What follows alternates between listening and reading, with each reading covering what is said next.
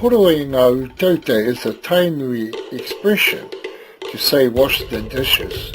Other tribes say horoi ngā tapitapu.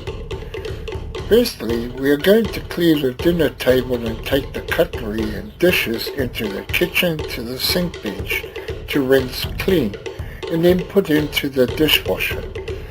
Then we are going to take condiments, salt and pepper, bread sauce, butter and milk, sugar to the kitchen and place into the cupboards or fridge. E mahinarangi. Kia te ngā kapu me ngā preti kei runga I te tepu. Haria ki te kihini ki te papa horoi.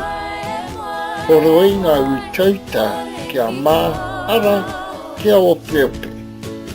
Ka tahi ka makana ki roto I te mihini horoi utauta. Tēnā koe.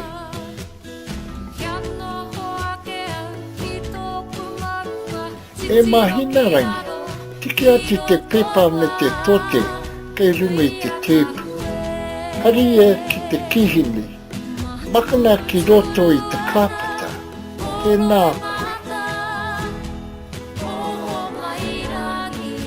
E mahinarangi. Tiki atu te miraka me te wai kina ki tō mātua. Kei runga I te tepu. Haria ki te kihini. Makana ki roto I te pauaka makariri. Tēnā koe.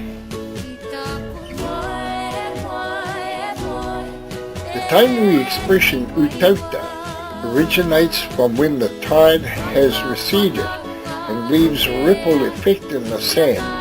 And in the olden days the dishes were laid on one another likened to the ripple effect in the sand, which gave birth to the description of dishes being called utauta. Go to the beach and study the sand formation after the tide has receded, and then go home and lay your dishes on one another on the sink bench, and then think how our tupuna used papatuanuku to express themselves into the ao hou, or new world.